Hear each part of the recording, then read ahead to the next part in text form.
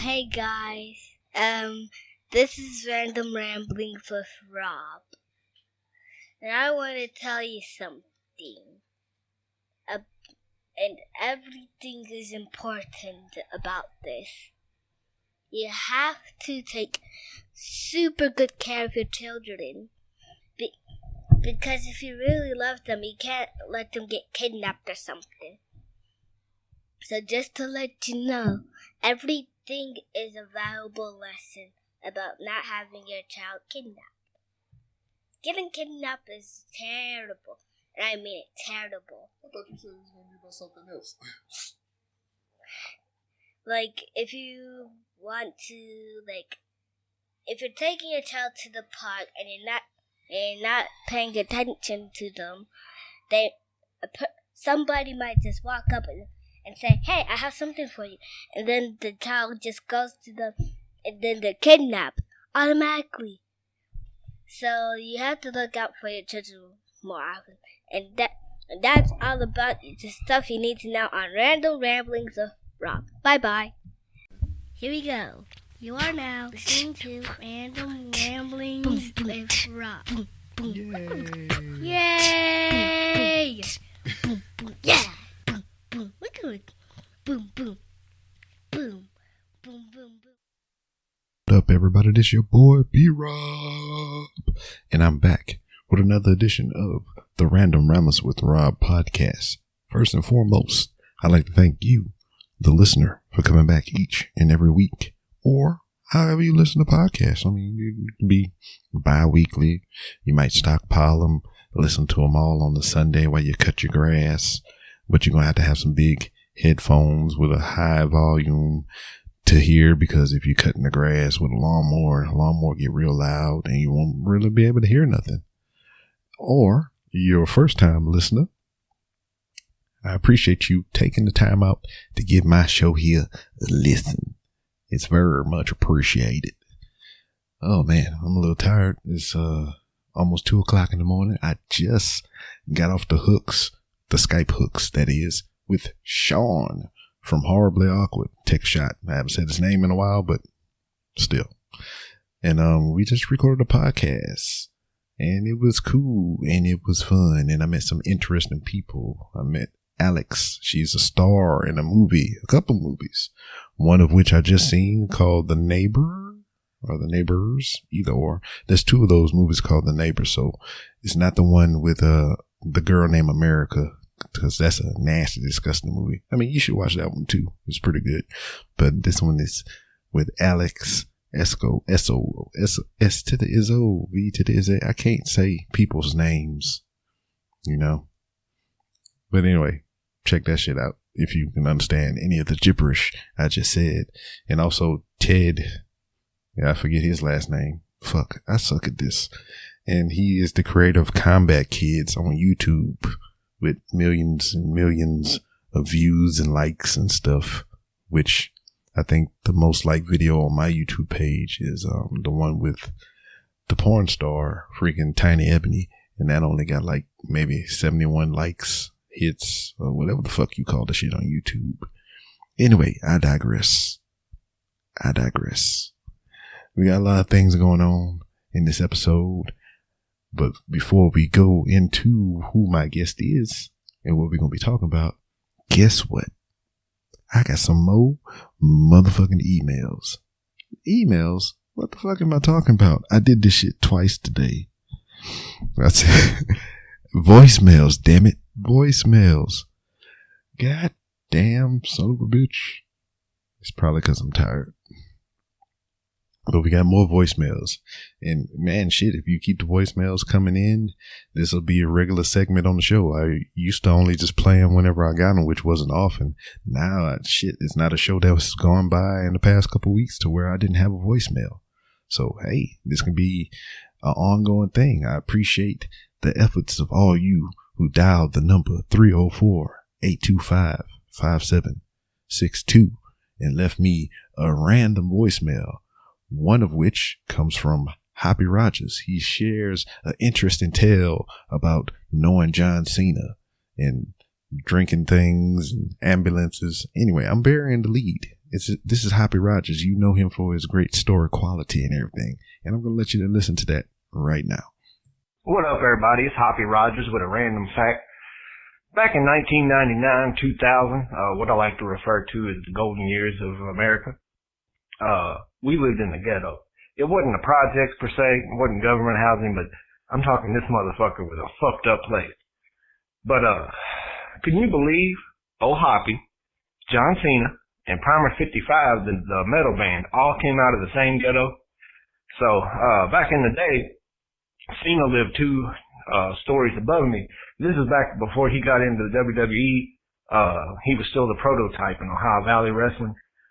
And then he moved on to be, by his own name in WWE and all that. But, dude, this place was so fucked up. Like, we all knew each other everywhere. And, there was always emergency vehicles there every night. Usually the police, almost always the fire department. But if the police, the fire department, and the EMS all showed up, we called it the triple play. And everybody ran outside and chugged the beer together. Can you imagine being an ambulance driver, pulling up to some fucked up shit like a murder or something? The police is there, the fire department's there. You pulling in your ambulance, and as soon as you pull in and put your shit in park, everybody in this motherfucker runs outside, chugs a beer, and dies laughing. I mean, what the fuck would you even think? But that was the reality back then, man. I'm telling you, the place was crazy. So, we had this little dude, Crazy Larry, lived across the hall. This is really a shout out to Crazy Larry. If you were still alive, find me, dog. But he was a Vietnam vet, real fucked up, went through all kinds of shit, long hair, Coke bottle glasses, real skinny.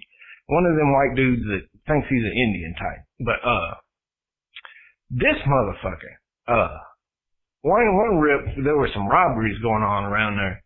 And, Crazy Larry, the phone rang one day. This was back before cell phone. Phone rang. It's like 3 in the afternoon on a Sunday or something. I answer the phone. It's Crazy Larry. Get the fuck away from the door. You got 5 seconds. I'm not going to question this man. He's wild. So, I grab my dude and my roommate, throw him in the kitchen. And then the shots ring out. He's shooting through the door, swing. He thought he was about to get robbed, and he's just crazy. This is the type of shit that happens there all the goddamn time. But, anyway, what's the fucking chances that Hoppy, John Cena, and Primer 55 all came out of the same ghetto? That's your random fact for the day. See y'all. And, P.S. John, you remember that time that, Lil B caught all your wrestling panties down there in the dryer? Like, there was like 30, 40 pair of these motherfuckers down there. And, we was stoned, boy. And my dude, Lil B, starts getting them all out. And I'm like, man, why are you stealing this man's drawers? He's like, dude. So we hung them up all over the whole building. I'm talking hang them on people's doorknobs, the stairwells, the motherfucking, arm that closes the door going into the outside. I'm talking, we had it decorated like Christmas with this motherfucker's wrestling panties stuff. John Cena, you know you remember that. Fuck you. Call me sometime, you whore. You're too good for us anymore, man. But you gotta get back with us. Holla, y'all. And that was the famous Hoppy Rogers. And I mean, I can imagine, me, let's just say in that time frame, knowing John Cena or whatever, being the professional wrestling fan that I am, I would have rode this dude coattails. He would have never blew up and left the confines of our area or wherever the fuck we were cohabitating and not take me with him. I would have been all up on his ass, kind of like his wrestling trunks. But anyway, I digress. More voicemails from Ray from the Naked Porch Podcast, and he is taking shots at the voicemail championship that motherfucker Jody B is holding. He's taking shots at the king, baby. He's down in the pulpit preaching at the preacher, trying to take over his congregation. But anyway, here's a voicemail from Ray. He tells us a story. It's the fappening. So, I listened to your latest goddamn episode. You opened the show with this motherfucker, Jody B. Actually, it's that motherfucker, Jody B. Or it's just motherfucker. It doesn't even fucking matter, right? So I'm listening to this goddamn voicemail. He talking about people hanging their legs and arms out the fucking window and all that shit. I was all in. I was like, what? People crazy. I saw that tweet. I retweeted that shit. It's crazy. What? And then I started thinking, Oh shit. I remember this one time I'm driving on Tappan Zee Bridge. That's coming from Rockland County in New York into Westchester County in New York, right? Divided in two. So I'm on the bridge. I got this guy next to me. And you know, sometimes when you drive, you look it over like, oh, I wonder who's in that car. I look over. Boom. Who's there? It's the guy. And he's beating off. He's just going in. He's like, just jacking like crazy. Jacka, jacka, jacka, jacka, jacka, jacka. You know, all that shit. But he's looking straight ahead.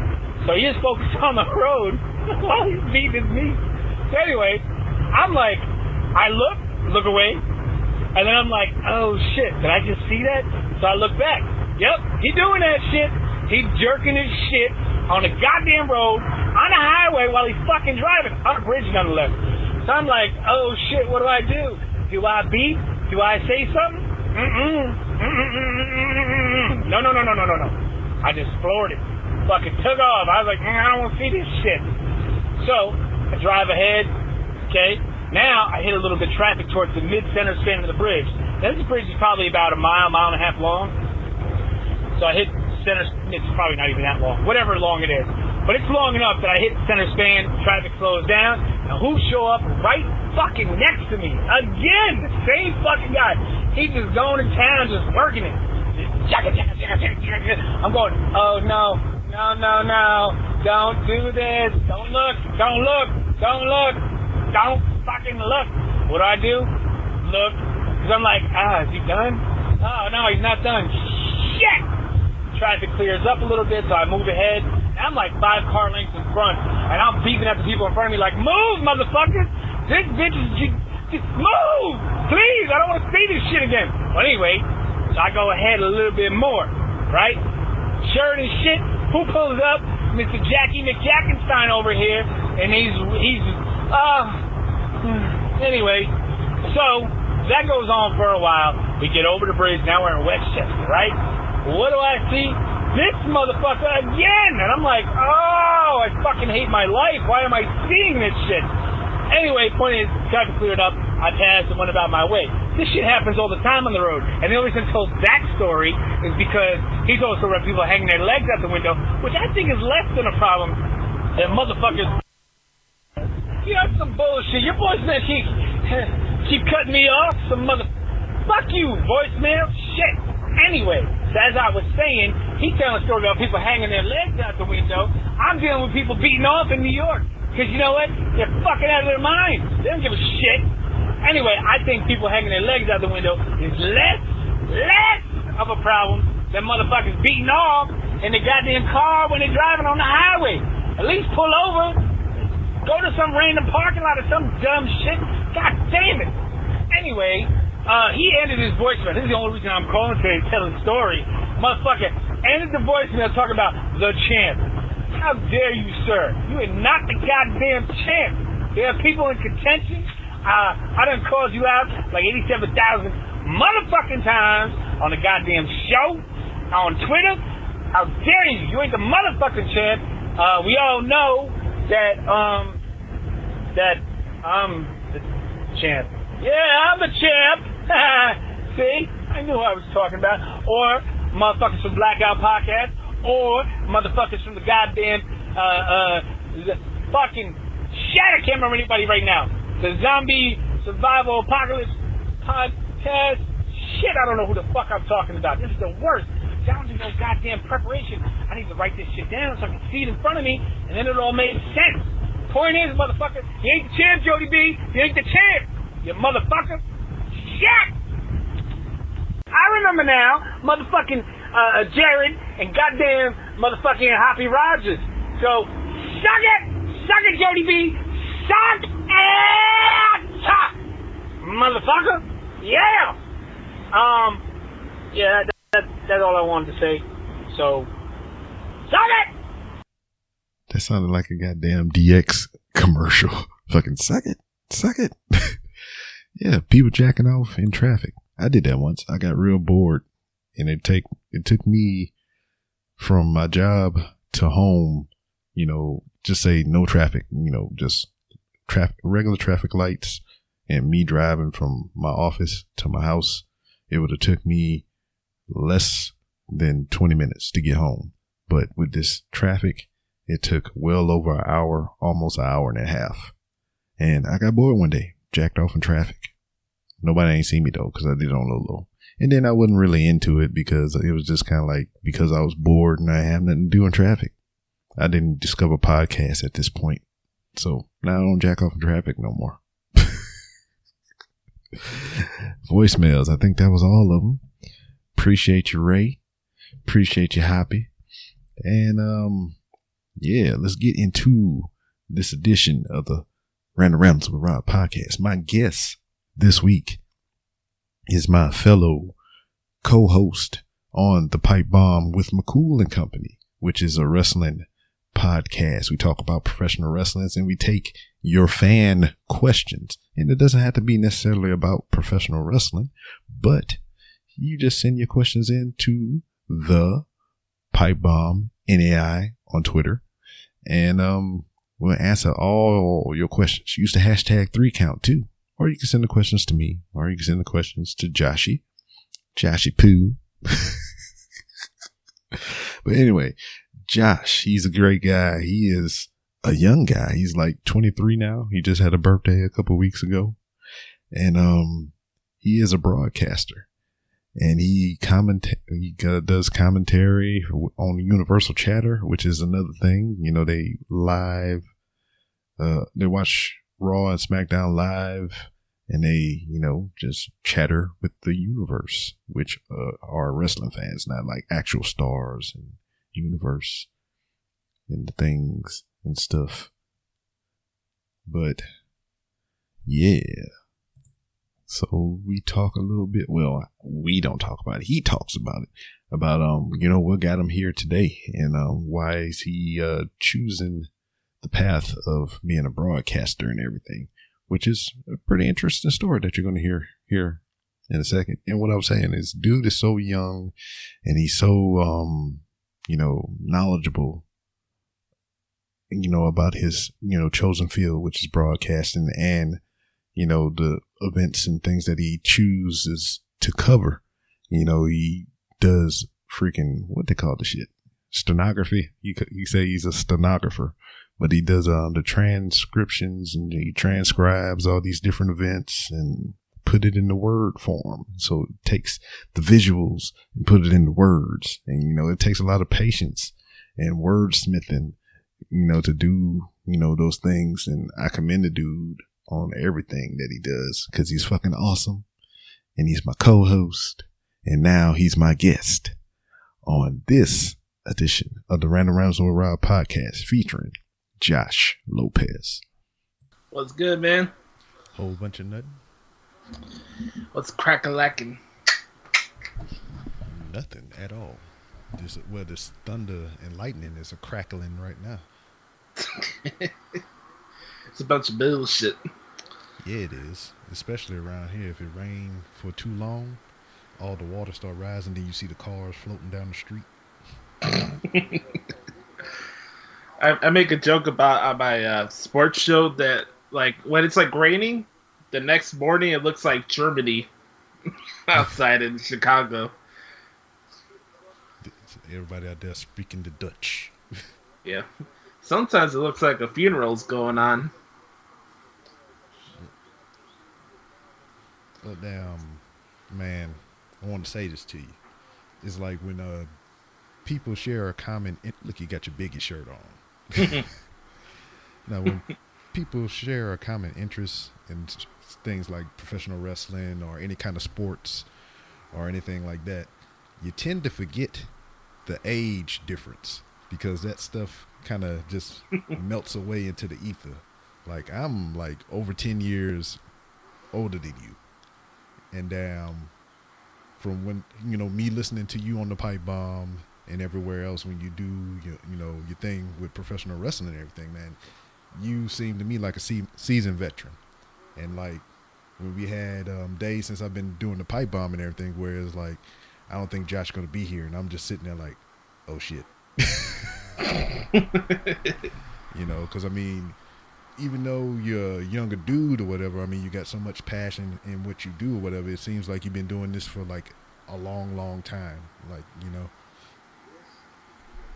I appreciate that, man. That means a lot. I really appreciate that. I'll talk about this when we get recording and stuff, but like Oh, for me, I'm sorry to tell you, homeboy, but we're recording right now. oh damn. Well, hello everybody. Hey, that's how we do. I do that intro shit in post. What's going on, everybody? Yeah, man. I'm glad you said that because for those that don't know me or just getting used to me being part of the NEI network, in late, I say October, I think I joined the show or September. It was still when Matt had Adam on the show. Yeah. And for those that didn't know, I didn't have this much exposure to wrestling fans. I'll be honest, but I've been doing this since I was 18. When I finished high school, I was kind of in a little crossroads, Rob. We'll talk about this a little later, but like when I started doing my podcast, it was we were doing it out of Windows Movie Maker. Oh man. Me and my friend Alex Velasquez, who I went to broadcasting school with, we started recording the shows from there, and then we uploaded it on YouTube. And then once I started learning how to do Google Hangouts, I was just doing that and getting on the grind and shit. So when I was at broadcast school, anyway, for those that are in Chicago, they're looking for a broadcasting school and want to give this a shot. Maybe you're not. Maybe you can't handle the college environment. Maybe it's not working. You don't know what your future is. Check out the Illinois Media School. I was at a crossroads, man. I thought my plan for the future was all music, and I gave broadcasting a shot. During elementary school and high school, I was bullied and stuff, and I never thought like I would give this thing a shot. I was insecure. I didn't know if people would care what I thought about things. I've always studied things. I don't use Student of the Game on Twitter just for the hell of it. It's something I live and breathe through the thing, and something I'm passionate about. And I wanted to give this thing a chance, and we'll talk about this as the show goes on. But I've been doing this for 4.5 years, so Enough to make it a career. yeah. And I went to broadcasting school for about 2 years, and it's been crazy how fast this time period has gone. I felt like I just started doing my show yesterday, so it's crazy. We're doing this show on the Pipe Bomb and stuff, and then there's a whole different atmosphere of things I've done and a bunch of wrestling people I've interviewed over the years in my old radio show. This is crazy, man. Yeah, and you talk about the concept of time or whatever. I mean, 4 years is not really long, and just from what I've observed, like I said, I mean, when somebody's passionate about what they do, it seems like they've been doing what they've been doing for a hell of a lot longer. It's just crazy because like here you've been doing this for 4 years, and I just been podcasting for a little over a year now or whatever with no freaking experience at all. I just like how do I turn this mic on? That's like, what the fuck is levels? What's this noise I hear in the background? I don't know how to fix that shit. Fuck it, let it play. Not even the technical side, but also like being on air. Like you have your way of interacting with people, and maybe family or friends know that you're funny and you make them laugh. But it's kind of different when you're recording by yourself. You don't know if you're gonna relate to people. That was one of the things I had to deal with when I first started in broadcasting, and it goes back to what I mentioned about the bullying stuff. I was insecure at the time. I didn't know if people would judge me or stuff, and I have a different way of looking at things than most people do. Those that listen to the Pipe Bomb understand that. I'm more of an even keel type of guy. Nothing really bothers me. Unless you start talking about Sami Zayn theme music. Yeah, there you go. But like, I really take things a day at a time, and it's very different from people my age. And I got to talk to people that I was taught at IMS, where they work at ESPN and CBS and shit, and they said you're very mature for your age, and I appreciate that. I don't go out of my way to act mature. It's just how I am. Yeah. But at the same time, I'm not going to hold back for how I feel about things. One thing that does bother me is the fact when people act like they're entitled to things and just take things for granted, because none of this shit is guaranteed tomorrow. So I'd rather be remembered for looking towards the positive things and what I could do for the future than clinging on to the past of what ifs. Okay. Now you talk about being at a crossroads, whether it was deciding to go down a full music path or doing what you do now as far as broadcasting go. Let's go ahead and back that up a little bit. Mm-hmm. What got you to that crossroad? Was it always music and then just one day, oh, I found wrestling and here we are now? What's that journey like? This is a long journey because this started when I was 7. My grandfather, who lived next door to me. Ooh, let's play a game real quick. Okay. What year was it when you were 7 years old? 2001. 2001. My first child was born in January, and Wow. I just reached my first duty station after boot camp in MOS training. Damn. That's crazy, man. I was 7. My grandfather, like I said, lived next door to me. He owned a guitar shop. My family, from my mom's side, has been mostly playing music. My Aunt Berta was the choir director at my church.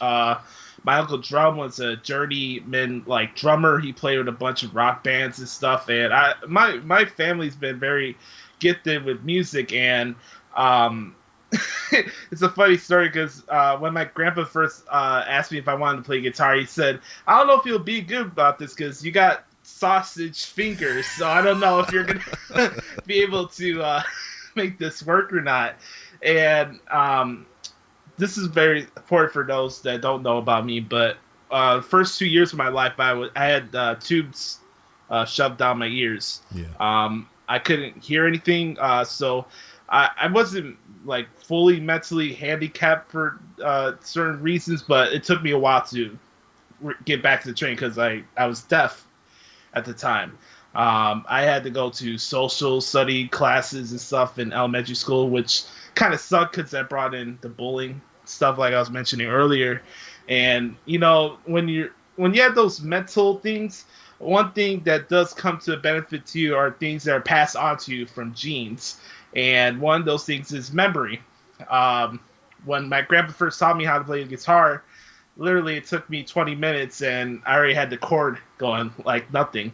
And something my grandpa noticed is that I had a good strumming hand. It's very important to have rhythm when you're playing guitar. And I could wave my wrist like nothing.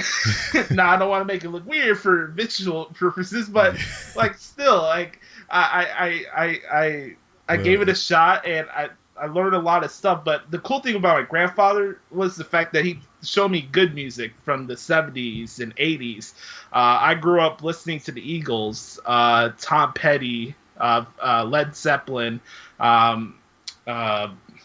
so many other people, man. Like, I remember the first time I heard an Al Green song. Ooh, which one? That I was playing. That was the first time I was playing those weird funky chords where your hands are like stretched out and shit like this, and like it looks like you're making a spider, like it's gang like sign or something. It's like a 5-year-old trying to palm a football. Yeah, exactly. Unless you're Tom Brady and you're holding a Nerf ball, but okay. That's neither here or there. But like when I started playing guitar, it really came easy to me. So I'm dealing with the mental stuff, and I feel like I'm normal now, even though I'm 22. I don't know. Sometimes I could be dyslexic, but that comes with being Puerto Rican. Nobody's perfect. Well, shit, I must be Puerto Rican too. And I was doing guitar. I played percussion, like xylophones and stuff in elementary school. I got really good at that. I did that through elementary and high school. I did an all-city elementary jazz band, Rob, when I was in 8th grade. So I was 14. In the jazz band, did you do jazz hands? No. No? Okay. No. What year was that when you was 14? But they did have dancers as part of the group, so they would do the jazz hands. Oh, okay. What year was that? This was 08. All right, 08? No, 2007 actually. All right, 2007. I was at my 4th duty station.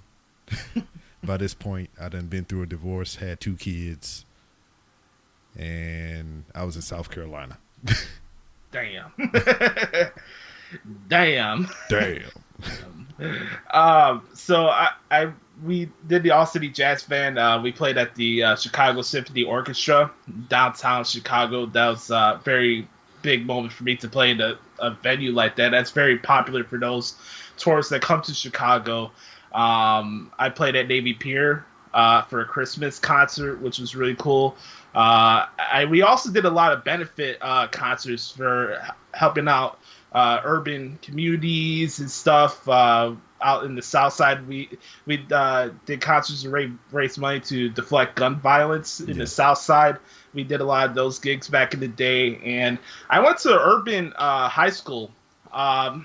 I went to a very diverse high school, and I was exposed to different things and different cultures and stuff, and I got to be part of the Latin jazz band. We did, those steel drums? Yeah. They had the notes and stuff. Don't worry. Be happy. I played that. That was a lot of fun, and this is really interesting. When my first day as a freshman in high school, the music teacher went to Berkeley in college. He got in due to being part of the USS Constitution out in Boston, and he was part of the ship. He played the trumpet and shit for the Army during the early 2000s. That's crazy. And he told our class, nobody here will be accepted to my broadcasting school. And he said that because it was a new school. It was called Rauner College Prep. For those who don't know, Bruce Rauner, a politician who's the governor of Illinois, opened a charter school called Rauner College Prep. So I went there. It was a new school. I was the first student guitar player at the school. They said, just with the fact that so many people didn't have as much experience as I had, like literally when I went to high school, my freshman year, I already had, 5 years of playing guitar and percussion. So I was already kind of ahead of most people. Yeah. And he's like, nobody's going to do it. And I was like, you know what? Fuck it. The only thing I'm focusing on in high school is getting into that school, no matter what. I didn't have a lot of friends in high school. There was one point where I was the most hated guy in my class for no reason. Like, I would walk into the cafeteria and Muggs would give you a mean look, a death stare for no reason. And I was just so focused on doing my guitar stuff that nothing really mattered to me. Yeah, and that's where you get the hate from, when people see someone that's focused and driven and not falling into the social norms that everybody else do. I mean, they kind of frown upon that, and I don't understand why. And part of me had to realize that I had to scale down some things at the same time, because I was doing football too. I played football in high school. I was a D lineman. I also did linebackers sometimes. I played from my freshman to my junior year. Just so you know, if this was the pipe bomb and you said D lineman, I would hit the Boeing button. I appreciate that. And like a day would be like, okay, wake up 7 o'clock in the morning, go to jazz practice, do the school from 8 to 4, do football from 5 to 8:30, come home, do homework, and then go to bed, right? Yeah. So it'd be like 15-hour days, and I was doing this in high school, and it's part of my grind. I believe in, if you want to do something, you got to do it on your own terms, no matter what anybody says to you. I appreciate advice, and I do take in advice. It's not an arrogant thing, but at the same time, you have to look out for what's best for you at the end of the day. And I am a good listener. I'm adaptable to different situations. I can learn things on a really, really quick. And it's something I've been blessed with from God. It's not something that I've worked for it, but it's also something that came from me from Him and from my family. So it's something that maybe it's a trait I have that some people don't. But here's the thing: I'm not going to throw it in other people's faces. That's the thing. And I went through high school. We did national festivals in Boston. I went there twice. They call it the Berkeley High School National Jazz Festival. The first year, our band placed 5th out of 200 bands. This is 2011. So where was let's I? see. Where was Yeah. I? I was I think I was leaving South Carolina, going back to North Carolina. Were you still part of the army or no? Yeah, I was I was still a part of the Marine Corps. I just left Parris Island and I was going back to North Carolina, and from what you said, from 2006 all the way up till the end of 2011, I done got married and had another kid. And like I did those. Those were fun. I played a George Harrison song for my audition for Berkeley. They like travel around different cities and audition people. Berkeley College of Music is the top music school in the country. So they went around recruiting pretty much, right? Yeah, they did recruiting, and they did their auditions in the same studio Michael Jackson recorded "You Are Not Alone," the song that R. Kelly wrote for him. Mm-hmm. So I actually did my audition for Berkeley in the same studio that he recorded that song. I saw the poster. They had the CD and the track and shit. It was really something special, man. Because Michael Jackson has always been one of my idols, and in regards to the style of music I like to play and how I play, I do some singing here and there, but I'm not gonna bless you guys with my Johnny Gill cover skills. Oh, okay. But it was a really special moment for me. So I did the audition. I played a song called "Give Me Love" by George Harrison. Going back to my grandpa roots, the Beatles, George Harrison. I always loved George Harrison. By the way, for those music freaks, if you like rock and stuff, there's a concert on YouTube called Concert for George. George Harrison obviously passed away in 2001, and then they did a tribute concert for him the following year. And I played "Give Me Love."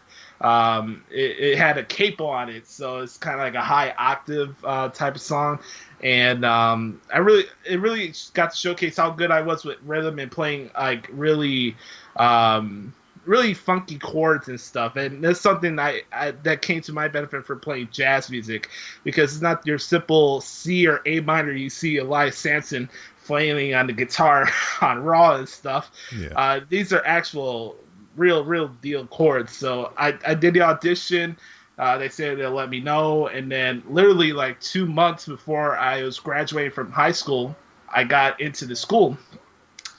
Now here's the crossroads. So Cody Rhodes came out of nowhere. Yes. Two things started to happen. A lot of personal issues at home started. Also, at the same time, I found out that you had to pay over like $50,000 a semester to go to Berkeley. Shit. With moving out there. And for those that don't know me, I come from the city of Chicago. I'm from the Humboldt Park, Westtown area of Chicago, and I didn't come from a middle class family or rich people. I'm like anybody else that we had to deal with our own financial issues and stuff. And I got accepted to the school, and I was the first person from my school to get accepted to that. And because the fact that my family was coming apart at first, and then I was able to attend the school, I couldn't go. And it really sucked. It really sucked. I'm not holding a grudge against my family for that, because that's just stupid. There's no point to it. It just really sucks, because I'm a very goal-oriented person, and I felt that I accomplished something, and I want to further myself for that opportunity. And I don't know, maybe with this broadcasting stuff, maybe I'll get that opportunity again. Like you mentioned, I'm very young. Yeah. So who knows? Maybe I could do something if the broadcasting stuff doesn't work out. But after high school, I went to Columbia College in Chicago, which was the other music school in the city. Mm-hmm. Got to pay $30,000. Now, here's the thing. So you're going to get a degree in music in Columbia College, right? But they want you to spend $60,000 before you start taking actual music classes. Now, what they tell you is, oh, you can take enrichment classes for the meantime, but you get no credit out of it. But here, let's take your money for $60,000 and wait till your junior year to actually start taking the classes. So I'm here taking guitar classes where I'm already helping teaching the students how to play the guitar and chords and stuff. And like, seriously?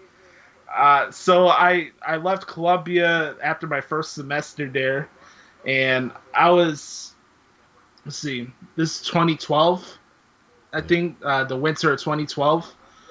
Man, I was going to be 18. No, I was still 18 actually. And I took a couple months off, man. I was really in a down place, and I didn't know what to do. I really didn't know what to do. Like, I could have went to community college or something like that and keep going at the music thing. At the same time, I was dealing with more and more family issues that was going on during that time period, and I was lost, man. I really lost the sense of care for things. I got in a really dark place where there was nothing to look forward to.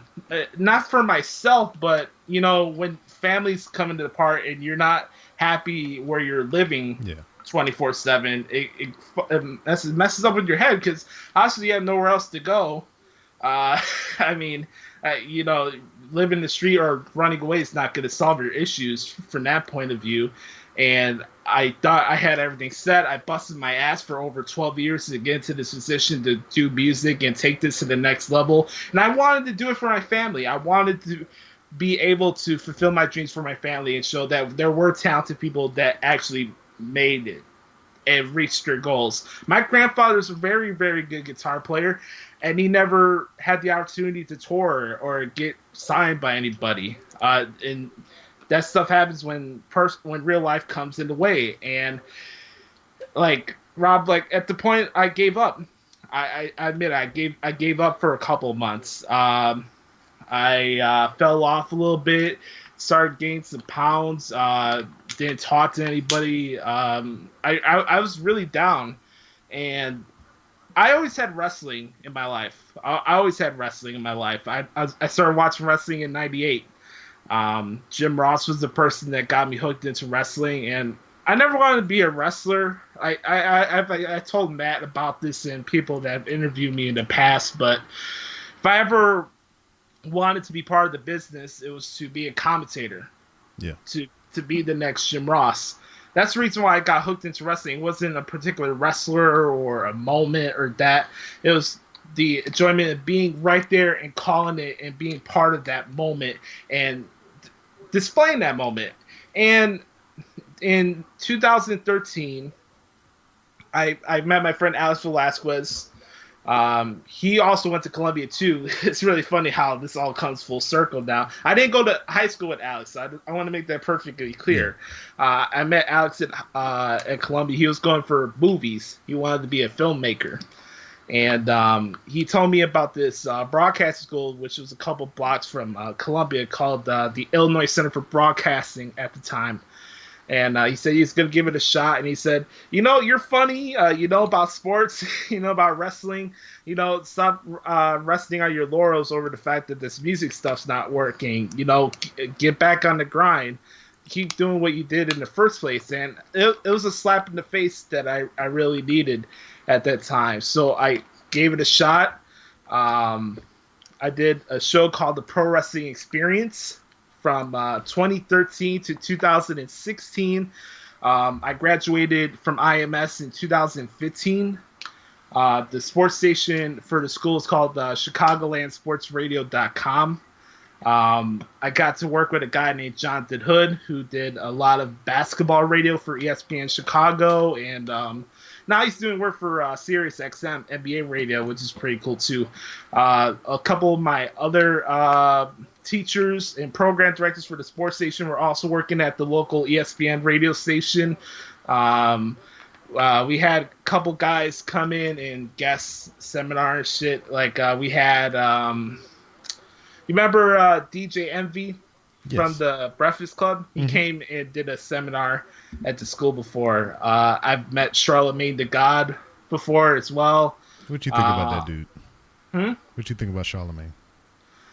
I think he's funny. I think sometimes he he tries too much to get the. Sometimes he's weird. Like sometimes he wants attention, people to be pissed off at him, and then the next one he's just trying to make everybody laugh. I really don't know what he's trying to do sometimes. Yeah, I don't know. I get a weird vibe with that guy too. I don't know. Yeah, so we have a bunch of people from the broadcasting business come in and give us advice and stuff, and I going back to my work ethic. So here I am, IMS. I'm doing this. You know what? If I want to make a name myself, and here's the big thing for those that are broadcasters, there's two things you really need to cram home into your head if you want to make this worthwhile. One, you got to swallow your pride for a couple moments. When people are trying to give you the right advice and how to do things from a technical point of view, and B, you have to be willing to network with people. If you don't network with anybody, especially in this field, it's just not going to happen. You have to go out of your way to meet people and introduce yourself. You have to email people. And one thing that really helped me in my career, Rob, was the fact that I was fortunate enough to be good at guest booking. I did my own producing when I did my wrestling show. I would set up the guests. I edited the podcast by myself. I did the show live as it was happening. So think about this. This is a sports talk station.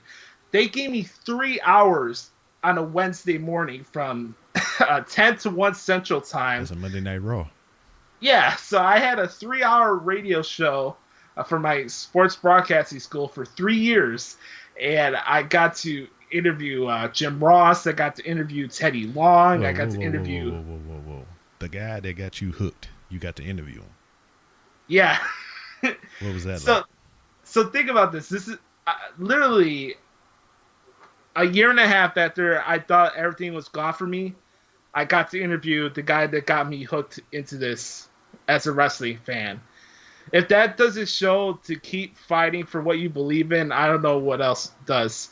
Like, is there part of me that regrets of not doing music still? Yes, there's something that bites me in the ass a lot when I'm not like hired by a network or writing about wrestling. You know what I mean? Like, I have fun doing stuff like the Pipe Bomb and my own podcast, but at the same time, you know, you're gonna have moments where you're a free agent and you're not hired by people and you're not doing stuff. And sometimes I regret putting the music stuff aside. But hey, I gave this a shot. You know, I was a shy guy.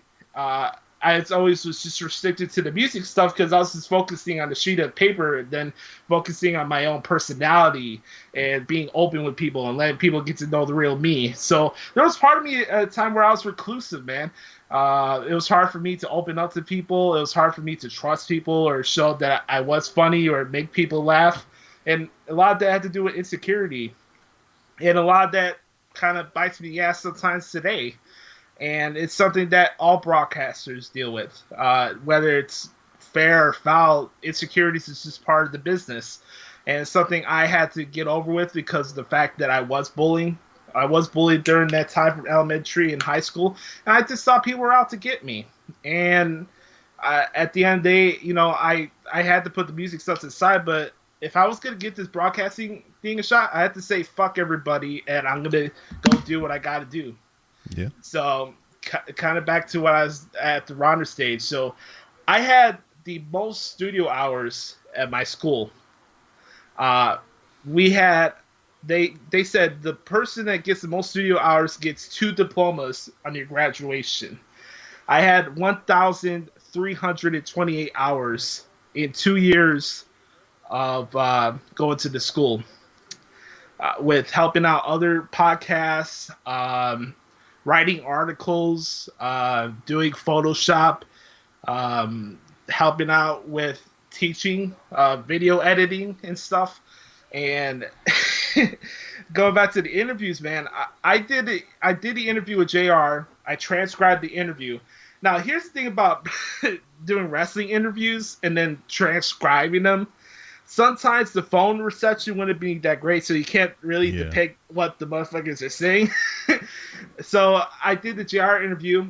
I emailed it to a couple of sites at the time to see if they could show the podcast. That's another thing too. When you're doing wrestling podcasts, don't feel afraid to share your work like an interview out to the sites and stuff. I may have my issues with how certain people act in the wrestling media stuff, but you can't deny the exposure those sites provide. So in a way, for many years, I was taking advantage of the wrestling media. I did my interviews, I saved it to the podcast, and I gave them fodder. I gave them more work while they're copying and pasting everybody else. I would interview Jeff Jarrett after he left TNA. That got a lot of exposure. I did an interview with Santino Marella when he was calling out fans for ripping Roman Reigns before WrestleMania 31. That got a lot of attention. Golly. I interviewed Teddy Long, and he told me that The Godfather was going into the Hall of Fame. That got a lot of attraction. So, like before I even got into the wrestling media, I was taking advantage of the wrestling media to serve my own show, and that's just part of the hustle, man. It's part of the gig. I'm not doing it to tote my horn or whatever, but you gotta do what you gotta do to get your name out there. And what's also crazy is like, wrestling is a weird thing, man.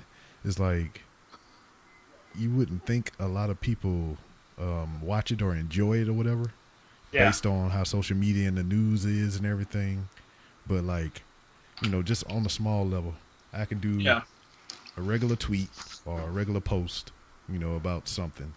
And, you know, it'll get, you know, decent, moderate likes, retweets, or whatever the case may be. But if you post something about professional wrestling, like a GIF or a picture or article, I mean, that thing spread everywhere. People are pinging that thing all over the place. And I'm just like, wow, why didn't I do a wrestling podcast? And, you know, what's interesting about this, Rob's like, when I was doing my radio show, I was so stuck to that radio format where I would do like different segments and then working on the board operations and playing the commercials and stuff. And editing the podcast in Adobe Audition was something that took a while for me to do. It's not easy for those that know about editing podcasts and stuff. But I got good at that. And when I did my radio show, I wanted to do something different. This is when the podcasting, wrestling-wise, started to gain some more steam. You had more people doing the podcast. I remember this time we had JR starting his show. Jericho started his podcast.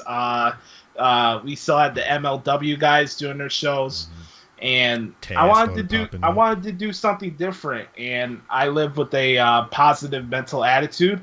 So I wanted to do something different. I recapped the shows as they were, and try to provide more of a positive side. Not to the point where I'm like, okay, everything's great and this and that. I said this on the pipe bomb before. If there's something that bothers me about wrestling, I just block it out of my head, because with the stuff I've been through in my life, if there's something that's bothering me, I'm not going to dwell on it.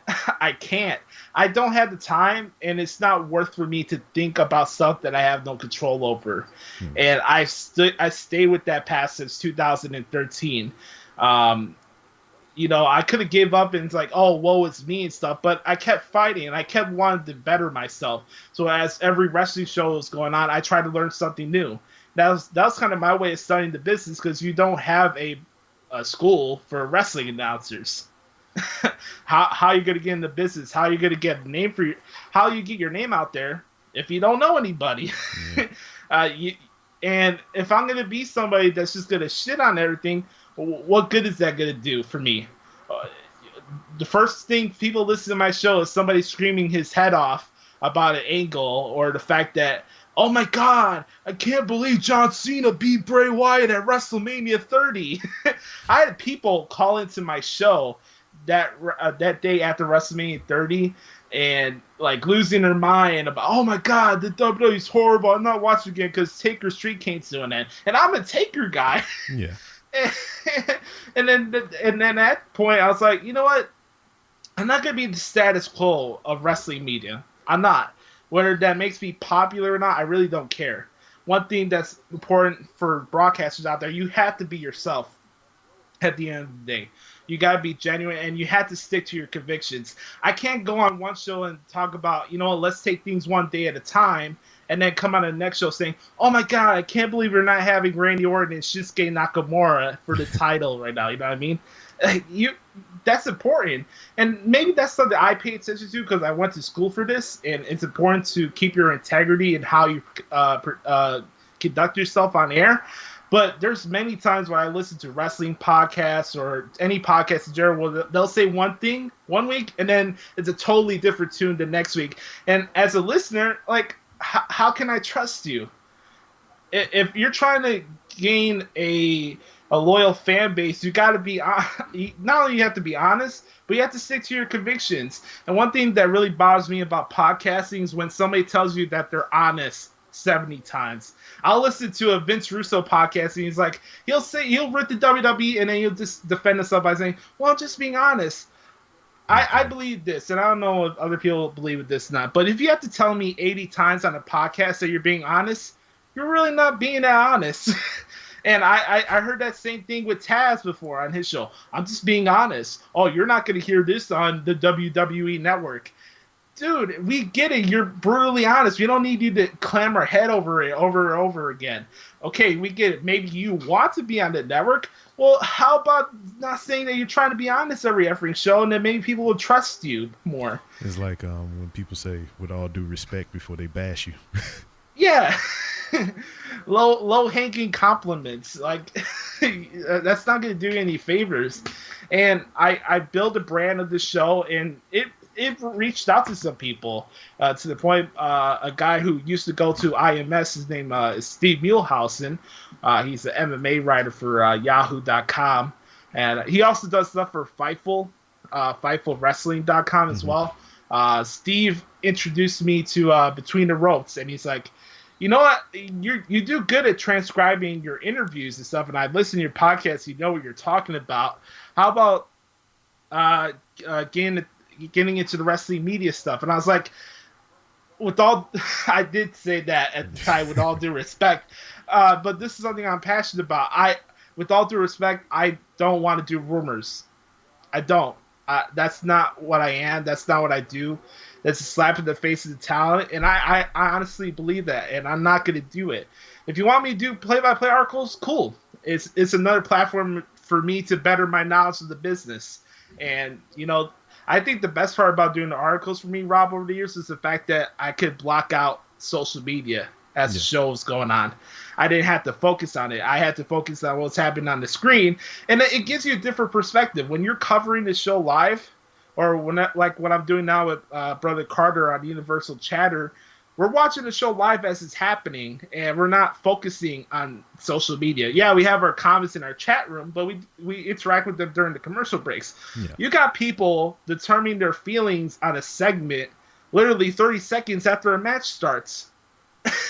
Like, for example, we're just coming off of Payback this past weekend, and people already made up their mind about House of Horrors before Randy Orton even saw Bray Wyatt.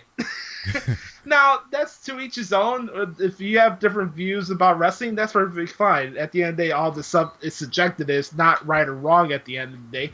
But my point is, as a viewer, if I'm at a movie theater, I'm not making my mind about a movie one scene into the thing. You know what I mean?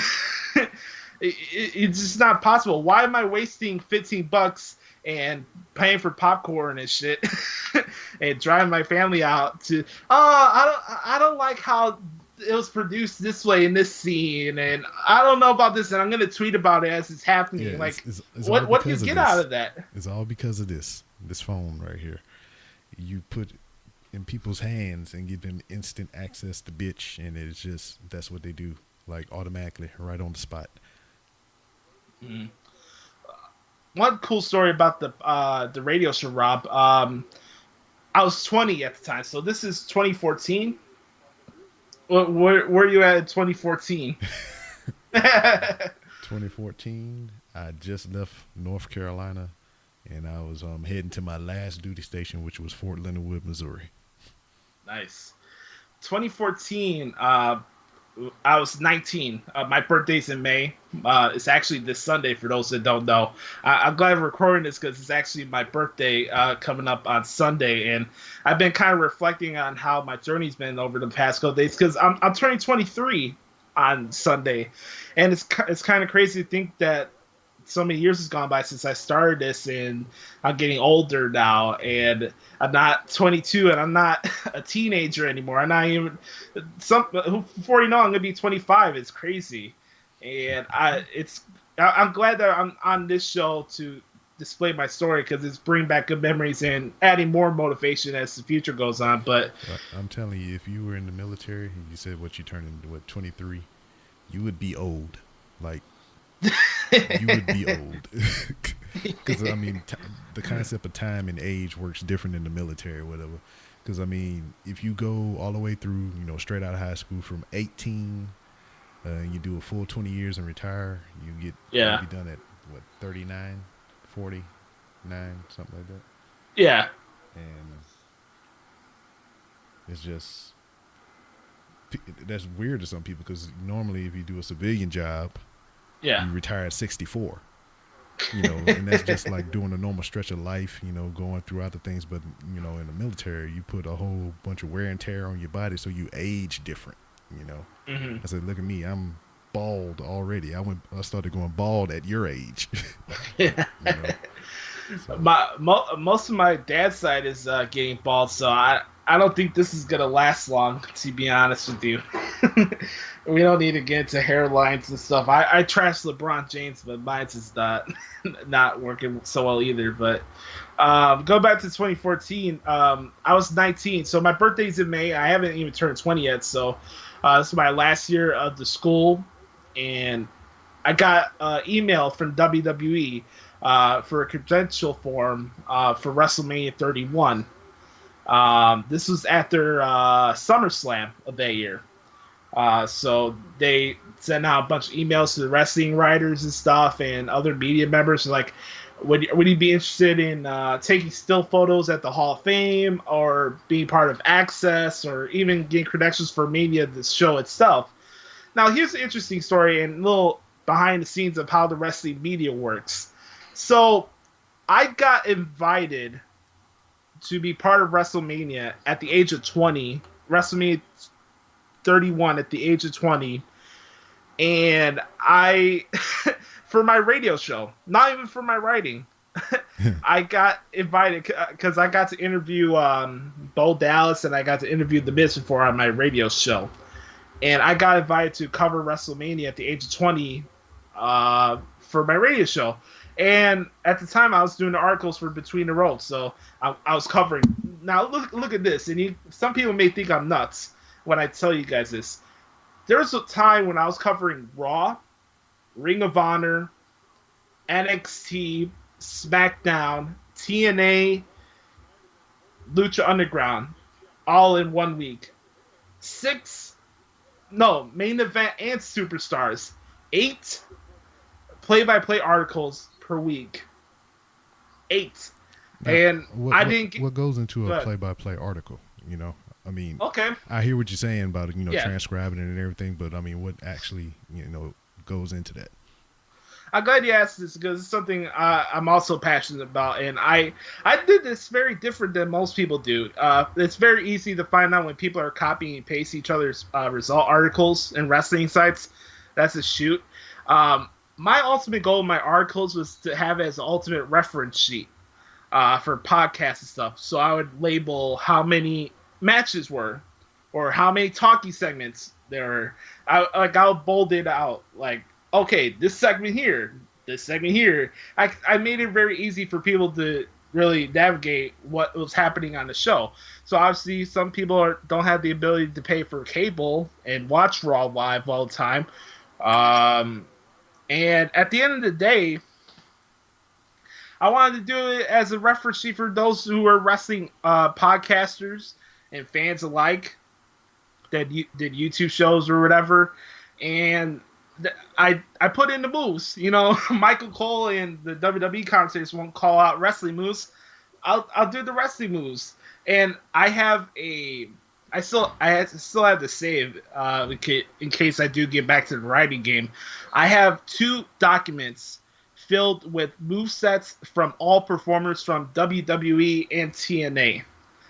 2 Excel sheets, Microsoft Word, for the play-by-play article, so I use them as reference. So let's say, for example, you have a Seth Rollins versus Dean Ambrose match. I'll look into the moves for those guys, and after a period of time, I got used to the sequences of how the matches were going. Yeah. So in a way, I got to learn, like, okay, when Seth Rollins goes for a blockbuster, he's going to probably go for a running knee strike the next second. Yeah. Or when Dean Ambrose blocks a boot, he'll bounce off the ropes and go for the lunatic lariat or whatever. And I got to thank Mauro Ranallo really quick, because when he started doing commentary for WWE, I learned more wrestling move names than I ever heard in my entire life. Yeah, and I really appreciate little small stuff like that or whatever, because I'm like, I see something cool and I'll be like, what the hell is that? You know? Yeah. So, like, he's calling SmackDown Live before the whole brand split and stuff, and I'm learning more moves and stuff, and it helped me out. So literally at the end of the day, I was just doing it as the ultimate reference sheet. A lot of people did reach out to my articles, and in the fact that my articles were ranking high with outlets like CBS and ESPN and Forbes and stuff. And I'm doing this on rinky-dink wrestling sites. Think about that. It's crazy. So I was doing the articles for Between the Ropes. Here's a funny story for those that don't know. The first night I did my play-by-play article was the night CM Punk quit the WWE. It was the night after the Rumble. So CM Punk, my all-time favorite wrestler, besides The Undertaker, quits the WWE the first night I'm doing the play-by-play article. It's crazy. And go ahead, Rob. Whenever you had to write all that stuff down, or even, comprehend what was going on, I mean, how did you feel? Man, it hit me by surprise, because it was coming out as the show was going on. This wasn't something like, 3 hours before the show started, CM Punk is going home. This was as the show was going on. And I'm like, damn, I got to focus on this. I was very nervous that day.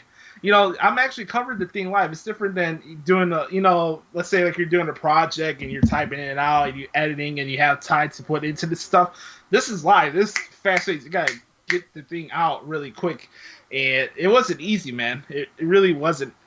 CM Punk is my hometown idol. I look up to him for a lot of things, not from a wrestling standpoint, for the fact that he didn't take crap from anybody.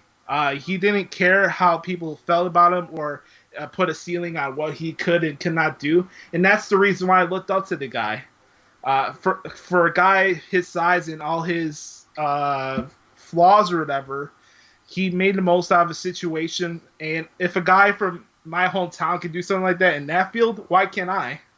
So that's why I looked up to Punk. I know the guy's not everybody's cup of tea, but I looked up to him because I do believe in proving people wrong. I do. If somebody says I can't do something or I don't belong for this or that reason, honestly, I don't give a flying fuck. At the end of the day, I'm going to prove you wrong, and you can kiss my ass as far as I'm concerned. It's that simple. So I'm doing the articles Between the Ropes, and it comes up for WrestleMania time. And I get an email from the site saying, when you're filling out the credential forms, don't use our website as outlet for the credential form. So you want me to cover the event, and I got invited because of my own show, but you won't let me use you as an outlet so I can get into the press box, yet you want me to do live coverage of the show. So we're supposed to take this as a shoot, right? You'll see wrestlers on, they'll say, hey, we got exclusive live coverage from this stadium and this stadium. And guess what? I'm here in my home here in Chicago doing all these articles. You were at WrestleMania 32 last year. I was here in Chicago. Yeah. What does it say in my article? Live from AT&T Stadium in Arlington, Texas. Well, hey, Josh Lopez here is spending 8 hours of my time covering WrestleMania 32 last year with editing and how long the show was at WrestleMania 32. It was 8 hours. and I'm here in my hometown, so I'm not getting paid what I should be for the articles. Those who are in the journalism business will know what I'm talking about. When you get a certain amount of clicks, for example, Royal Rumble 2016, when AJ Styles made his WWE debut, I had 4 million clicks on my Royal Rumble article. How much I got out of that? $100. Shit. 4 million clicks for a Royal Rumble pay-per-view. I got $100 out of it. There was times that I had to pay money out of my own pocket to cover events like Wrestle Kingdom and Ring of Honor pay-per-views, and I never got compensated for that. Oh, you talking about like just like buying the event so you can do the work? Yeah. They're like, hey, can you cover like this is like last minute, like 3 hours before the show's actually happening. Oh, hey, can you cover All-Star Extravaganza tonight? Hey, can you cover Final Battle? Hey, can you get New Japan World and cover Wrestle Kingdom at 3:00 in the morning? We'll pay you back. I was like, okay. 3 different times I pay for it, nothing in return. And when you tell me, oh, we're having live coverage and I'm getting success, not in spite of you, but on my own work, you get offended by that. Like, it happened with Between the Ropes when the WrestleMania 31 thing. And I think the people that were on the side at the time were kind of, I wouldn't say insulted, but they kind of felt a certain type of way because of my age and the fact that I didn't have as much experience as those people. And it kind of turned them off, I guess. But at the end of the day, man, I don't care how old you are. If you're good at what you do, it shouldn't matter how old you are. Yeah. If you're helping a company, no matter what field it is, it shouldn't matter what your age is. It really doesn't. Because if you're benefiting from that talent, no matter how old they are, what's up your ass? How's it affecting you? I don't think a guy like Brian Fritz, who's been covering wrestling for over 25 years, should be scared that a 20-year-old Josh Lopez is getting accepted for WrestleMania credentials at the age of 20. Yeah. Am I taking your spot? No. I'm doing the coverage for you, and you didn't even pay me for any of the time I was doing the articles for Between the Ropes. The last article I did for Between the Ropes was SummerSlam 2015. I took a couple months off. WrestleZone reached out to me and they're like, hey, we saw your articles and we think we could help expand the reach of the site with your articles because you do a really good job with it, and we'll compensate you for it. I'm like, okay, I'll give it a shot. So I'm doing it, and it's just really unfortunate how politics go into wrestling media sites because it's just really funny at the end of the day. I know people don't take wrestling seriously. I'm not stupid. I'm not naive. I'll have people come up to me and message me like, hey, you know, The Undertaker didn't really retire at WrestleMania. Like, I had that message on Facebook a couple weeks ago. Okay. Or people come up to me, Daniel Bryan really didn't get hurt. Well, I come up to I always respond to this when people tell me wrestling is fake. You do know that actor from Game of Thrones didn't die? The guy, whatever, the main guy from Walking Dead that got his ass whooped by what's his face? I'm trying to remember now. Roddy's gonna kill me for Negan. Damn it! I'm trying to. The guy that has Lucille. Yeah, Negan. Yeah. So Negan, the guy didn't get really killed by Negan, right? But you're coming at me because I'm watching a wrestling show and you're telling me that it's fake. Like, I never understand that. It's just stupid. Yeah. Like, people tell me wrestling's fake. Well, tell that to Darren Drozdow's family because the guy can't feel anything from his neck down. Yeah. Yeah. So, like, I'm doing this stuff and it's like, I'm a trained professional broadcaster. I went to school for this. I was trained by highly trained professionals, and you're telling me how to do this and that, and you got politics and wrestling media. Not only do people don't take wrestling seriously, but the way wrestling media works in 2017, it's a total farce. It's not even journalism at the end of the day. You have guys that share their opinions on how an angle's going, and they make that as news. They'll say a rumor, oh, Seth Rollins is feeling down over his face turn. Have you asked Seth Rollins if he feels down about his face turn? And one of the things that really bothered me about the wrestling media is when they did spoilers. You're paying me to do live coverage of these shows, and I'm giving you premiere content for while other people are copying and pasting from other sites. I'll give you the actual transcription of the show as it's happening. And you're posting out spoilers an hour before I'm doing an article? Like, I remember when they had the Raw shows in London, and they'll be like, oh, we got spoilers for Raw London. Come check it out now. Oh, okay, well, we still want you to do the live article for Raw tonight because it's good for our chat room.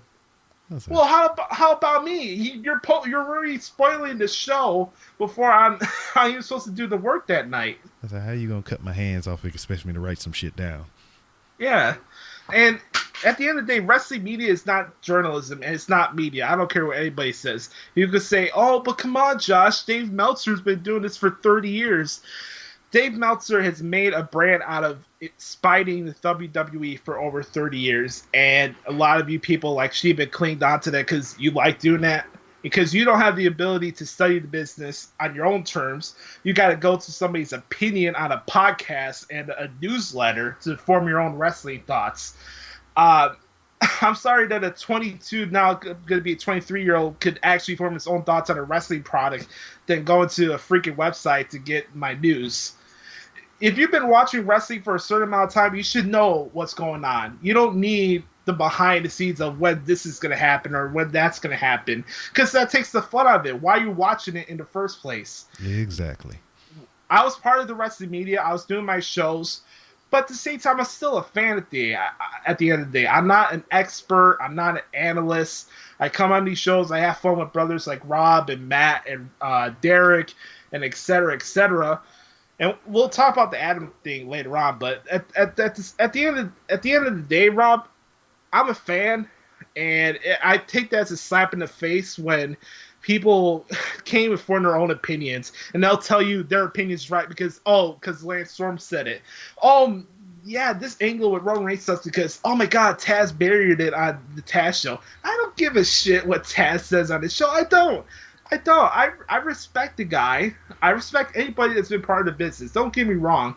But just because he has a platform and he shares his opinions doesn't mean I have to agree with him. Just like when Stone Cold Steve Austin says he didn't like the Seth Rollins Triple H match, why should I care? I was there at WrestleMania this year. I enjoyed that match. Mm-hmm. I don't care what Stone Cold said. Yeah. I like the guy. Hell, I got a poster of him right behind me right now. Just because I disagree with the opinion he has doesn't mean I'm not a fan of his. Yeah, I get what you're saying. It's just like, I mean, it's cool that people have opinions, but just because a certain person says a thing doesn't make it gospel. Yeah, and a lot that happened when Vince Russo started doing podcasting and stuff. Oh, we got our martyr for the Attitude Era back, and oh my God, he's here. He's gonna save us, and we finally get our Attitude Era guy back because he's here to defend our opinions. It's not really your opinions at the end of the day. It's not. And I get flack for it sometimes, like, oh, you're being the shill. I'm not being the shill. I'm not myself. I'm sorry that I don't stress over wins and loss records. I'm sorry that I don't bitch over stuff that I don't have control over. I'm not a creative writer. I never booked the territories. So who's for me to say, oh, this is lazy, lethargic booking, or they're leaving money on the table? Who am I to say that? Like, and then people give you the excuse of, well, it's my opinion. I've been a fan for 30 years. Just because you've been a fan for 30 years doesn't mean you need to say what should or should not happen. Yeah. You spent 30 years on a product. That's on you. Yeah, unless you like King Ajar and you got stock and you. but at the same time, did the company tell him to become a stockholder? No. I mean, I'll leave that there. But it's just really, it's funny, like, people take the wrestling media as actual media, yet the behind the scenes of it, like the guys that run wrestling sites try to do politics like the wrestling business, and it's really, really comical. It's really pathetic, to be honest with you. Well, how did we work our way into the pipe bomb with McCool and Company? How did that whole relationship form? Well, when I left Chicagoland Sports Radio, it was my last show was the go home week to WrestleMania 32. So this is a little bit last year. They were having more students come in, and I didn't want to take their spots and stuff. You know, at the end of the day, it's a broadcast school. You got to give these kids an opportunity to do the thing. And CSR was cool to me. They treat me very well with the show, and I'm grateful for the opportunity to have a wrestling show that was good for 3 years. I'm very fortunate for that fact. But they're like, you know, we got to implement new students and stuff, and, you know, it was time to move on.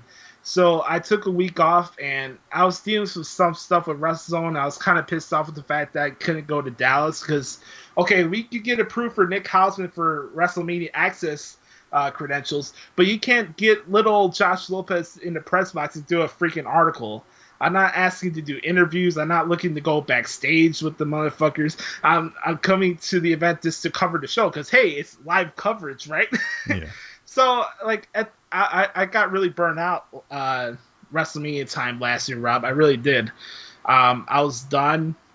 I wanted to take a break, and I wasn't sure what I was going to do next, man. And I was friends with Adam Daly at the time, and he reached out to me and asked, hey, you know, Adam was a frequent guest of mine on my radio show at the time, and we had good chemistry on the air. I can't deny that. For those that listened to my shows before or whenever me and Adam were on the pipe bomb, I can't deny the fact that me and him had chemistry on air. Just like me and you have chemistry on the air, or what me and Matt have chemistry on the air. You can't deny that. It just happens. And he's like, you know what? I'll be there for you. I'll be your co-host, and you just be yourself. Don't hold anything back. So literally, it was like 2 weeks after WrestleMania 32, I started my own wrestling podcast. I still do it today. I'll talk about that later on if I get plugs in, wherever. But you know what? We spent the first part of the show talking about wrestling, and then the rest of it we talk about Dave Chappelle skits. Sounds like my and type comedy of show. stuff. And we had a lot of fun, man. We had some good viewership and stuff. I remember I did an interview with the Squared Circle guy. That you know, that guy that goes in the front row with the Squared Circle T-shirt all the time. He's from Chicago, so I got to interview him with Adam, and we got a lot of views out of that stuff. And there was a point, man, with iTunes, like literally not even 2 months in, like me and Adam were hitting 30,000 listeners a week with the podcast when I was doing it with him. And he's like, hey, you know, I do work with WrestlingRumors.net, right? So they had the wrestling warm-up show. He introduces me to Matt, and I have my opinions on dirt sheets, and I don't want to like look down on people because they do dirt sheets. Hey, you gotta do what you gotta do to make a name for yourself, like I said at the beginning, right? Yep. So I wasn't gonna begrudge Derek or other people because they work for that site. I worked for a site, but that didn't mean I'm a dirt sheet writer. What play-by-play articles is considered dirt? Because I was writing what's happening on the show. Ooh, unless it's a buried alive match, then they got a lot of dirt in there. Yes, that's a good point. Or unless you're transcribing an angle where CM Punk is burying freaking Paul Bear's ashes on The Undertaker. Yeah. That's a good point. Yep. Like, I wasn't going to begrudge them, you know? Like, okay, I'm not with the whole dirt sheet crowd or the IWC, but whatever. I'm fine meeting new people. Matt had the pipe bomb. I checked it out a couple times. They had another co-host at the time. And I enjoyed the show because obviously me and Adam were brothers. He was a big brother I never had, and I looked up to him a lot. Adam helped me out a lot from an on-air standpoint as well. And it's funny, the guy never went to broadcasting school. The guy was very talented and very smart, and I learned a lot from him. He gave me a lot of life advice, and I look up to him as a brother. I do. He really helped me out and shaped me to where I am on an on-air point of view and try to be more clear and stuff. And he's like, hey, you know, we have an opening for the pipe bomb. Do you want to be part of the show? I know you're busy doing the articles and stuff. I don't want you to overdo it. He always told me about this.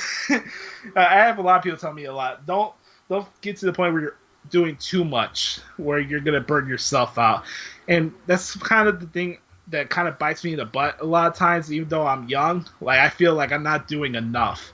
Like I could be having so much success with my podcasts or articles, and maybe I'm feeling I'm down because I'm not hired by a radio station. Maybe I'm feeling down because I'm not covering WWE on CBS or ESPN.com. Like, like there's a lot of me that feels like I'm not doing enough, and I'm not where I should be. And that's a challenge I deal with every day. So he's like, hey, let's give this thing a shot. It's called the Pipe Bomb. It's unfiltered. Say what you got to say. So I think it's more so now. Yeah, right. And I came on, and it really got this podcast really started gaining some momentum when I came on. I wouldn't say it was because of me. It was just we brought the chemistry up I had with me and Adam, and then we also had Matt at the same time. And the show just started picking up momentum. I got messages from people I never met before. I started conversations with people during Raws or SmackDowns and stuff. Like people reach out to me and say, hey Josh, good job with the podcast. Or I'll have somebody like, for example, Nate the Great. Oh yeah. Nate the Great's been a loyal supporter of the Pipe Bomb, and I could be more appreciative for that guy. He's awesome. Nate the Great would always say, hey Josh, I agree with you, your opinion on this. Or Nate the Great would say, hey Josh, I appreciate that you're level-headed when it comes to wrestling, that you're not bitching all the time like everybody else. And that was a little something that I wanted to bring to the show. I think when you have a podcast, when you have multiple people in, you have like certain, I wouldn't say characters, but certain people will bring different aspects to what the show is. Me and Hugh have good chemistry with the fact that we're able to be ad-lib with our comedy and stuff, or with our vulgar stuff, and innuendos. Yes, all innuendos. And Matt's good with the stuff because he knows what he's talking about. He studies the product. He's very knowledgeable. And I think that's what makes our show work. And we had a good run with Adam on. And then funny thing is I did my own show with Adam the day of the election. And then the next day I found out, oh, he's gone. Yeah, that he's not doing podcasting anymore. Yeah, he pulled a CM Punk on you. Yeah, he dipped. Yeah, so that's how I got started with the Pipe Bomb. And I'm grateful to be part of it. I got to meet a lot of people from the NAI network, like Rat with Ant, G-Rod. Met the main guys, of course, Jason, Liam, and Bill. I got to meet you. Got to meet Raj. I got to meet him. I got to meet Maddie Wilson. So many people. Ellie Hofford. The list goes on and on. There's so many people in the stand community. I can't wrap it all in one brain at the time. But it's awesome, man. I'm very, very grateful to be part of the NEI network because it not only helps me grow my own brand, but I get to hang out with people I care about. Yeah. I get to interact with people every week. We get different guests sometimes, and sometimes I feel like our show should be just what it is, like us, because I like our show as it is. I don't feel like we need to be guest heavy on our show. That's how I feel, but I'm fortunate to be on the Pipe Bomb, man. It's really special. I feel like our show from a on-air standpoint, if I was a wrestling fan and I didn't know you or Matt, I feel like your show is more entertaining than Vince Russo's show. I think any show is other more entertaining than that. Like, you have a lot of popular wrestling podcasts from people that are in the business, and I'm not going to take anything away from them. They deserve their fan base. That's awesome. I'm not going to begrudge them. But I'm speaking more specifically of people who do podcasts as media members and fans. And I feel like today's wrestling media world is kind of outdated. We have the same opinions from people that started watching wrestling from the 70s and 80s, and I think it's time to change our point of view on things. But that's how I feel. Yeah. So before we go ahead and wind it down, you got any shout outs that you'd like to give, any plugs and all that stuff that we do? Yeah. First, I want to thank you for having me on the show because, you said really nice complimentary things to me. And I got to thank you for being part of the Pipe Bomb and being consistent, even though Matt could be late when we're recording the shows and all this other nonsense, but you're a great part of the show, and the fact that I have somebody else on the show that I can feed off comedy well with, and you're not afraid to bust my chops on the show, and I appreciate that. And it keeps me on my cues. It doesn't get me to the point where I feel lethargic during the show. Mm-hmm. So I gotta thank you for that. You're very good, and I've listened to a lot of your podcasts before, and it cracks me up, man. You got something working here, and I the main thing I appreciate the most about you, Rob, is the fact that you're good at hustling when it comes to this stuff. It's not a dig at you. It's really a compliment, especially in this field. If you want to be successful at this, you got to keep that grind going no matter what. You got to keep doing podcasts. If one week you get 60 views and then the next week you get 12,000 views, you got to keep doing it, man. Like, yeah. I've had weeks where I had an interview on a radio show that would get 9,000 viewers, and then the next week I would get 2,500. So it's part of the business, but you grow with every show you do. So I want to thank you for being part of the Pipe Bomb. Man, we can just end it right there. You ain't gonna say anything else. I do want to give also another person a shout out. This guy I'm rocking a shirt with right now. Yeah. I talked about CM Punk and Jim Ross being an idol for me, but I gotta thank Christopher Wallace, known as Notorious B.I.G., for being another big role model for me. Like me, he doesn't hold anything back. He is humble. He is a good man. For those that saw the Notorious movie, he does care about his friends and his family.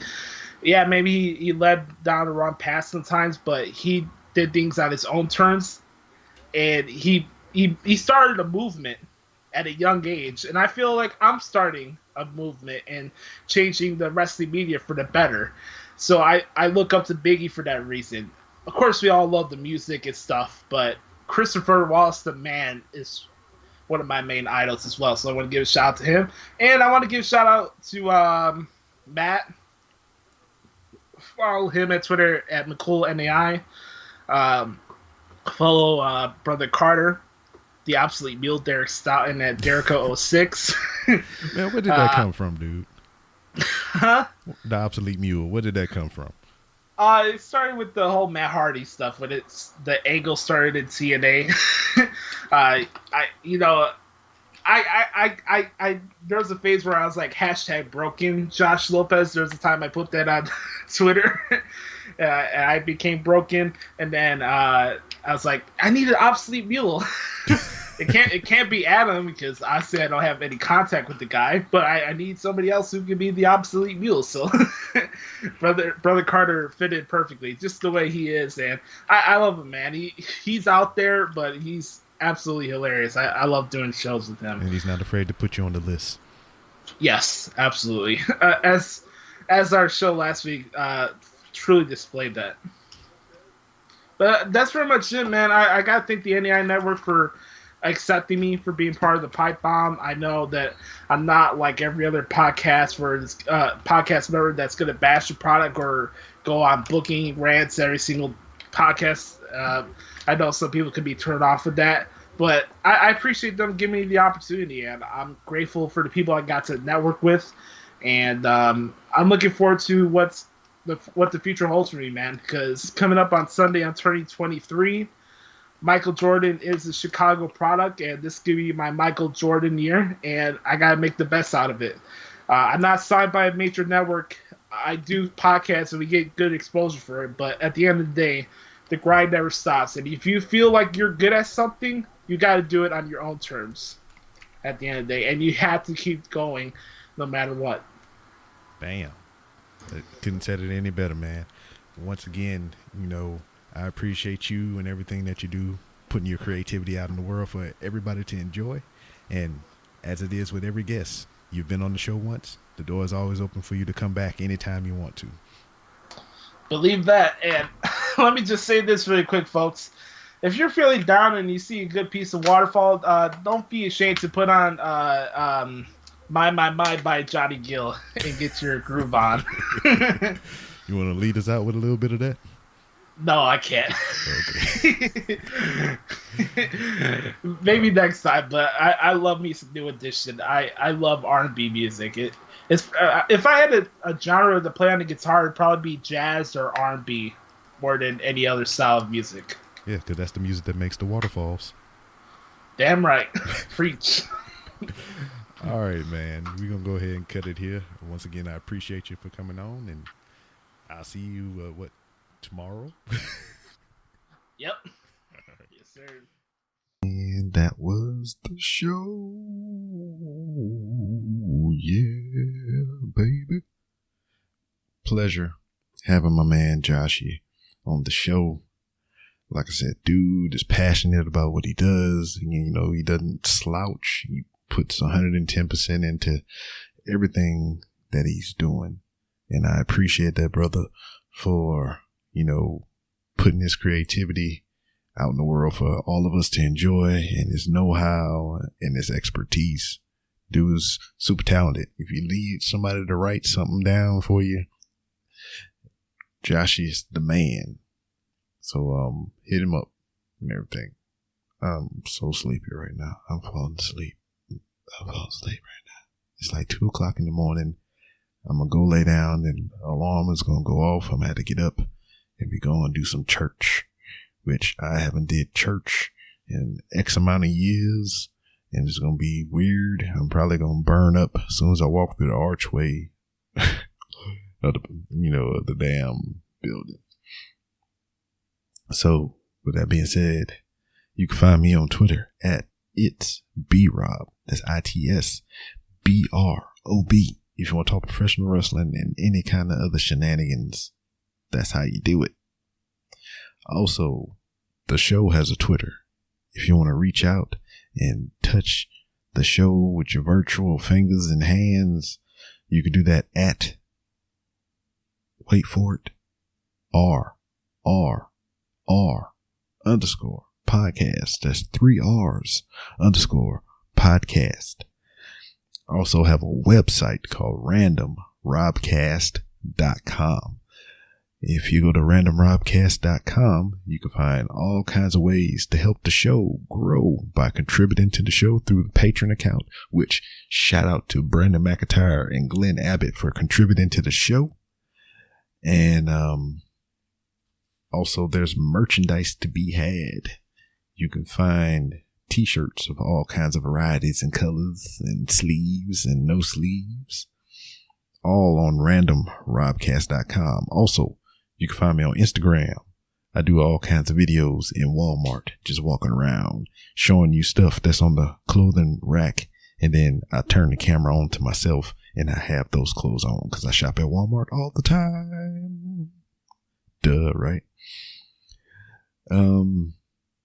Also, the Random Ramblers with Rob is a part of the Hush Your Face Entertainment Network conglomerate thing. It's me along with 7 other podcasts, one being the Tavern Podcast, which is the flagship show for the network, and Horribly Awkward with Sean. We are teammates now. Also, the Horrible Gamers, and the Rob and Slim Show, and 3 is Comedy, and the Nerd Walls or Wells, one of them. I don't know, man. I haven't memorized them all yet, but they on there. So give them all a listen. You can find all that at hushyourface.com. It's not yo face. Y-O is your face. The whole word, not the short slang version. And, man, that's it.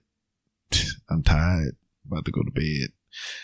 Hey, next week, I'll have the CEO and founder and creator of the Laughable app, which is a lovely platform for podcast catching. And it's also an app highlighting comedians and comedians that have podcasts and been on podcasts and so on and so forth. It's a great app. Love the interface. It's improving. And here coming up within the month, I think on the 26th, don't get me lying to you. For more information, go to Laughable on Twitter, and you can go to their website and get all the info. But they got their first live event coming up here in New York, close to the end of this month. So look into that. There's going to be comedy and laughs and all kinds of cool stuff. But Ned Kennedy, I'm drowsy as fuck. He is going to be my guest next week. I'm going to just call him Ned because it's easy to remember. And I'm horrible with names. I'm sorry. But it was a pleasure hearing that man talk as well because, I mean, he is very knowledgeable. And I guess whenever you put your time and money into something, I mean, you tend to know a lot about it, right? Which I put a lot of time into this podcast and I don't know nothing about shit. Anyway, we got that coming up. Also, we have the current ROH champion, television champion of all the TVs, JJ Blake, coming up. Professional wrestler. Awesome time talking with him. And more to come. Just stand by with your ear holes and listen. And don't forget to daggone watch your kids and take care of them or they're gonna get kidnapped. That was a PSA by Baby B Rob. I don't know why she wanted to tell you that, but she told you that, and you should heed her warning. With that being said, I'll see you next time.